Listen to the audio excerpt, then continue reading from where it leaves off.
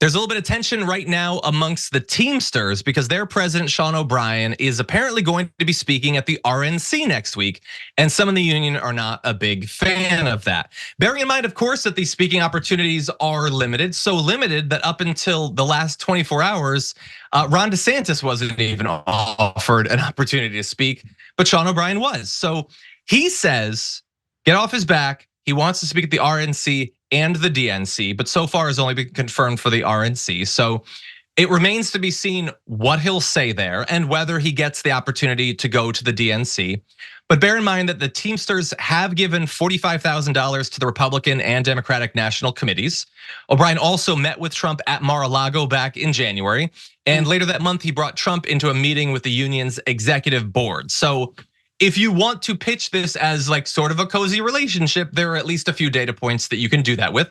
That said, it's possible he's just terrified of what Donald Trump would do to unions once he got into office. There's good reason to be worried.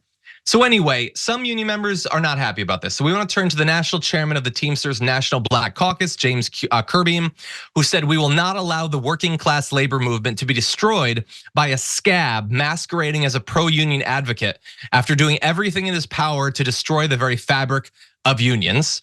That's harsh. It's fighting words right there. But anyway, O'Brien's decision was also branded unconscionable by John Palmer, vice president at large of the Teamsters, who accused him of lending support to the most anti-union party and president in a generation. He says a speaking engagement at the Republican National Convention by Sean O'Brien, regardless of the message, only normalizes and makes the most anti-union party and president I've seen in my lifetime seem palatable. Do you think that's fair? What do you make of this speech? I have been trying to find a way around this story that makes Sean O'Brien look justified in speaking at the RNC, and I just can't. Like, there has been no overture by Donald Trump publicly around unions and the right to unionize, clamping down on corporations that actually go after their own workers for unionizing. No, that's Joe Biden's presidency. That's been his legacy. That's his National Labor Relations Board that has done that. That is him.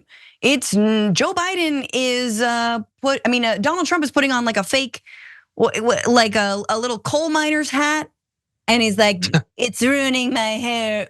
Duck face, duck face. Like, Donald Trump like went to a non-union plant during the UAW strike to speak, and he could have totally gone to a unionized plant and decided not to. So it's just like Sean O'Brien, I don't know, it's sad because I think the Teamsters under his leadership has been somewhat successful at avoiding a strike last summer, at wielding their power. It seems like Sean's kind of like, again, kind of a working class tough guy. He and Mark Wayne, Mullen or whatever, from a senator from Oklahoma, almost came into blows, and it was very funny because Bernie Sanders had to get involved. Like, I thought maybe he had a thing going, but John, there's just no way. This is a party that is bankrolled by billionaires who are hell-bent on destroying unions, undermining any labor laws. They want to obliterate OSHA if they are reelected, right? Occupational Safety and Hazard Administration. Like, this protects all workers. And then you have the Chevron doctrine that they just overturned that would open the floodgates for corporations to sue unions because out of lost profits, because they had to, allow for the union to have a break, during the day, or air conditioning. Like, these kinds of things. It's just like, nah, man, this is the wrong move. Thanks for watching. Our audience has helped build TYT into the media giant it is today. Together, we can accomplish anything. Support our work and join us at tyt.com/team. Look, we're gonna get to their responses. That's what we'll close with. But Donald Trump does not care one bit about any worker, literally whether they live or die on the job. Like, this is not exaggerating to say. The Republicans are the party that is preemptively banning heat protections for workers in some of the hottest areas of the country. They literally don't care if you live or die. Do I need to remind you of the pandemic? That they wanted to shove you all back in the tight quarters so that you can get a respiratory infection and die on the job? They don't care about you. And I'm speaking specifically to Sean O'Brien here.